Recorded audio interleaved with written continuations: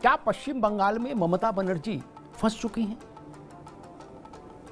ये सवाल बड़ा है और इसके पीछे तमाम किस्म के तर्क भी दिए जा रहे हैं। कहा जा रहा है कि ममता बनर्जी अपने राजनीतिक जीवन का चरमोत्कर्ष देख चुकी हैं और अब धीरे धीरे पार्टी, संगठन और खुद ममता बनर्जी की अपना आभा मंडल धीरे धीरे दरक रहा है, धीरे धीरे उसमें संकट पैदा हो रहा है। ये बड़ी अच्छी बात कही है। ये ऐसा नहीं कि भारतीय जनता पार्टी कह रही है ना, भाजपा तो जो आरोप लगा रही है विरोधी दल के नाते वो लगाई रही, लेकिन कुछ बुनियादी चीजें हैं जो इस ओर इशारा कर रही हैं कि ममता बनर्जी अपने जीवन के सबसे संकटपूर्ण काल से गुजर रही है। शायद बहुत सारे लोगों को इस बात का अंदाज नहीं होगा कि ममता बनर्जी की पार्टी तृणमूल कांग्रेस को पश्चिम बंगाल में हिंदू वोटों का जो हिस्सा मिलता रहा वो लगातार कम हो रहा है, लगातार। और 2022 के चुनाव में वो बहुत कम हो गया था, 24 के लोकसभा चुनाव में भी कम हो गया। यानी ममता बनर्जी की पार्टी को राज्य में मिलने वाला हिंदू वोट प्रतिशत कम हो रहा है। इसका क्या अर्थ है? जितना ममता का वोट कम हो रहा है, हिंदू वोट, उतना ही भाजपा में जुड़ रहा है, यह भी आंकड़ा बता रहा है। लेकिन इसके उलट ममता बनर्जी की पार्टी मुस्लिम वोट को पहले की अपेक्षा ज्यादा प्रखरता के साथ, ज्यादा मजबूती के साथ कंसोलिडेट कर रही है अपने साथ मुस्लिम वोट को।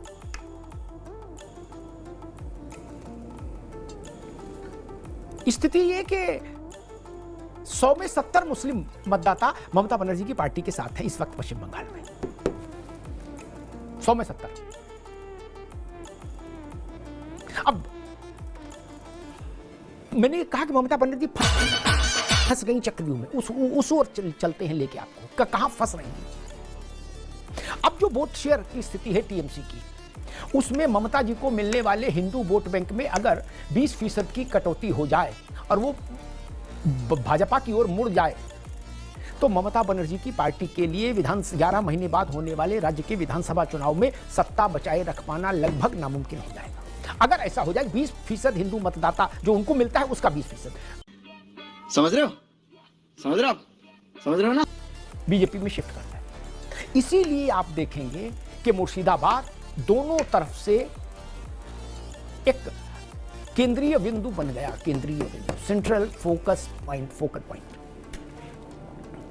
ममता बनर्जी भी जानती हैं कि अगर मुस्लिम वोट को कंसोलिडेट रखना है तो मुर्शिदाबाद पर एक लाइन लेके चलना होगा, और इसीलिए शायद उन्होंने सारे मौलानाओं और मौलवियों की बैठक बुलाई, इमामों की बैठक बुलाई, लेकिन वो उनके पास नहीं गई जो मारे गए मुर्शिदाबाद के दंगे में हिंदू। और इमामों की बैठक में ममता जी खूब चिल्लाई, खूब तेवर दिखाए और इमामों को का एक तरीके का संरक्षण दिया, कहा वीर तुम बढ़े चलो, हम तुम्हारे साथ हैं। क्योंकि ममता जानती है कि बीच की लाइन से काम नहीं चलेगा, मुस्लिम बिल्कुल 100% कंसोलिडेट होना चाहिए। लेकिन अब आप मुस्लिम 100% कंसोलिडेट करेंगी मुर्शिदाबाद का प्रयोग करके, तो उस क्रिया की प्रतिक्रिया भी होगी। और इसीलिए हिंदू वोट को दिमाग में रखकर स्वाभाविक तौर पर भारतीय जनता पार्टी ने उसकी काउंटर स्ट्रेटेजी तैयार कर दी। उसके भी केंद्र में मुर्शिदाबाद है। राज्य भर में शहीदी दिवस मनाया भाजपा ने, राज्य भर में आंदोलन खड़ा कर दिया मुर्शिदाबाद को लेकर, और देश भर में यह मैसेज दिया कि ममता बनर्जी सिर्फ मुस्लिम वोट की चिंता करती, हिंदू के मारे जाने से उनको कोई फर्क नहीं पड़ता। यह बड़ी समस्या पैदा हो गई ममता बनर्जी के लिए। अब जरा भी हिंदू मतदाता अगर हिला डुला और टीएमसी से नाराज हुआ तो ममता जी के रथ का पहिया निकल जाएगा। और केवल यही तनाव नहीं, शिक्षक भर्ती घोटाला भी एक उनके लिए बड़ा तनाव है। परिवार में पहले जैसी एकता नहीं, वो एक अलग तनाव है। अभिषेक बनर्जी भतीजा अलग, वो अलग। सांसदों में तू तुम्हें में हो रही है, वो अलग तनाव। इसलिए कई फ्रंट्स पर, कई मोर्चों पर ममता जी को लड़ना पड़ रहा है। अब दोनों चीजें नहीं हो सकती कि ममता बनर्जी 100% मुस्लिम वोट को कंसोलिडेट कर लें अपने पक्ष में और अपने अब तक के हिंदू वोट बैंक को भी सुरक्षित रख लें। यह संभव नहीं, यह उलटवासी संभव नहीं हो सकती, ऐसा राजनीतिक प्रेक्षक मानते हैं।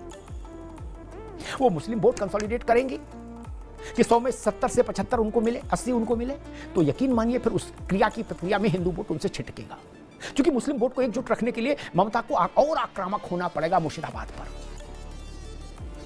कहना पड़ेगा कि भाजपा ने दंगा कराया, आरएसएस ने दंगा कराया, बीएसएफ ने दंगा कराया और मुसलमानों की कोई गलती नहीं और इमामों की कोई गलती नहीं और वक्फ कानून नहीं लागू होने देंगे। मतलब उनको एक बहुत कट्टर पोस्टर लेना मजबूरी में पड़ेगा, मजबूरी है उनके लिए। और जैसे ही वो इतना अतिवाद कर देंगी, अतिवादी भाव मुद्रा में आ जाएंगी कट्टरता के, वैसे ही उसका परिणाम ये होगा कि उनके साथ जो बंगाली है, हिंदू है, उसका मन उचटेगा। अब कितनी सीमा में उचटेगा, 100 में कितनों का उचटेगा ये देखने की बात, लेकिन उचटेगा ये तय। तो दोनों हाथों में लड्डू नहीं हो सकता, एक को साधेंगी तो दूसरा जाएगा और दूसरा जाएगा तो सत्ता का रथ लड़खड़ाएगा। एंटी इनकम्बेंसी भी है, परिवार में विवाद भी है, पार्टी में विवाद है, घोटालों का मसला है, कई फ्रंट्स पर ममता जी घिर गई ना। लेकिन लग ये रहा है कि उन्होंने वक्फ कानून से उपजी परिस्थिति और मुर्शिदाबाद में हुए दंगे को नई प्रयोग भूमि के तौर पर इस्तेमाल करने का फैसला किया। ममता जी ने ये समझ में आ गया, राज्य के चुनाव के लिए, विधानसभा चुनाव के लिए मुझे लगता है ममता जी उसी को प्रयोगशाला बनाना चाहती हैं, मुर्शिदाबाद को और वक्फ को। उनको लग रहा है कि माइनॉरिटी वोट को एक साथ रखने में इससे बड़ी भूमिका और किसी चीज की नहीं हो सकती। वक्फ इमोशनल इशू है और मुर्शिदाबाद एक प्रयोगशाला। तो क्या ममता बनर्जी ऐसा कुछ सोच रही है कि उनकी जीत का मंत्र मुर्शिदाबाद की राख से निकलेगा, जो जली हुई इमारतें हैं उनकी राख से निकलेगा, जली हुई दुकानों के राख से निकलेगा? नहीं, मुर्शिदाबाद अगर ममता जी के लिए प्रयोगशाला है, टीएमसी के लिए प्रयोगशाला है, तो वो प्रयोगशाला फिर भाजपा के लिए भी है, विश्व हिंदू परिषद के लिए भी है, राष्ट्रीय स्वयंसेवक संघ के लिए भी है। देश भर में बहुत खराब मैसेज गया, देश भर में हिंदू मानस को एक विचित्र सी स्थिति का सामना की अनुभूति हुई मुर्शिदाबाद को देखकर। अच्छा, एक चीज और जानिए, कुछ लोगों ने मुझसे कहा कि अग्निहोत्री जी, नरेंद्र मोदी पश्चिम बंगाल में ममता बनर्जी की सरकार को बर्खास्त क्यों नहीं कर देते? एक दिन रात के समय प्रधानमंत्री जी राष्ट्रपति महोदया से शिष्टाचार भेंट करने गए, तो अटकलें हवाओं में तैरने लगी कि लग रहा है ममता बनर्जी की सरकार गई, अब गई कि तब गई। मैंने तब कहा ऐसी इच्छा रखने वालों से कि ये आपकी इच्छा हो सकती है कि ममता बनर्जी की सरकार बर्खास्त कर दी जाए, लेकिन राजनीतिक समझ कहती है कि ऐसा होने नहीं जा रहा। पूछे क्यों? वो इसलिए क्योंकि जब चुनाव, राज्य का चुनाव, विधानसभा का चुनाव महज 10-11 महीने दूर हो, तब किसी सरकार को बर्खास्त करके उस पार्टी को, उस पार्टी के मुखिया को, सरकार के मुखिया को शहीद बनने का अवसर देना मूर्खता होती है। अगर मोदी की सरकार ममता बनर्जी की सरकार को बर्खास्त कर दे पश्चिम बंगाल, तो ममता बनर्जी पूरे बंगाल में रथ यात्रा निकालेंगी और शहीद की मुद्रा में खड़ी होंगी और कहेंगी कि देखो हमारी शहादत ले ली, हमारी बलि ले ली नरेंद्र मोदी ने। बंगाली प्राइड खड़ा कर देंगी, बंगाली अस्मिता। अभी हिंदू मुसलमान पर खेल नहीं, वो फिर वो बंगाली अस्मिता पर आ जाएंगी। और भाजपा ऐसी गलती नहीं करेगी। भाजपा चाहेगी कि ममता बनर्जी को चुनाव के अखाड़े में पछाड़ा जाए, उनको चुनाव से महज कुछ महीनों पहले बर्खास्त करके उनकी सरकार को, उनको सहानुभूति लेने का अवसर नहीं दिया जाए। बहुत सारे लोगों को समझ नहीं आ रहा था कि आखिर ऐसा कैसे हो रहा है भाई, अचानक से कि केंद्र सरकार कुछ कर नहीं रही है। आपने देखा होगा तमाम ऐसे लोग थे जो मांग करने लगे थे कि बर्खास्त कर दो सरकार, क्या मोदी बर्खास्त नहीं कर सकते सरकार, आदि आदि। लेकिन बर्खास्त मोदी, ममता बनर्जी की सरकार को बर्खास्त करके राजनीतिक चूक नहीं करना चाहते थे। वो सरकार चले चुनाव तक, यही भाजपा के लिए भी रणनीतिक स्तर पर अच्छा है। इसीलिए दिल्ली ने ममता बनर्जी की सरकार के साथ कोई छेड़छाड़ करना नहीं किया। मुर्शिदाबाद को लेकर अभियान चलाया भाजपा ने, एक पूरा इशू बना दिया देश भर में, एक नैरेटिव सेट कर दिया। संघ भी सक्रिय हुआ, विश्व हिंदू परिषद सक्रिय हुआ, भाजपा सक्रिय है, सब कुछ है, लेकिन सरकार को नहीं छेड़ा। राज्य की टीएमसी की ही सरकार रहे, ममता जी ही मुख्यमंत्री रहे, ताकि जब 10-11 महीने बाद राज्य चुनाव में जाए तो मुर्शिदाबाद की घटना को लेकर सीधे तौर पर ममता बनर्जी और उनकी सरकार को भाजपा जिम्मेदार बता सके। और उस सरकार के पास, ममता जी के पास शहादत की मुद्रा का कोई रास्ता नहीं बचा। इसलिए पश्चिम बंगाल की सरकार को केंद्र ने कोई उसके खिलाफ कड़ा कदम उठाने का मन नहीं बनाया। हालांकि भाजपा के हार्डकोर काडर को ये बात समझ नहीं आई और अच्छी भी नहीं लगी। चूंकि समझ नहीं आई इसलिए अच्छी भी नहीं लगी। उनको लगा कि नहीं, मोदी जी को इनको बर्खास्त कर देना चाहिए था तत्काल।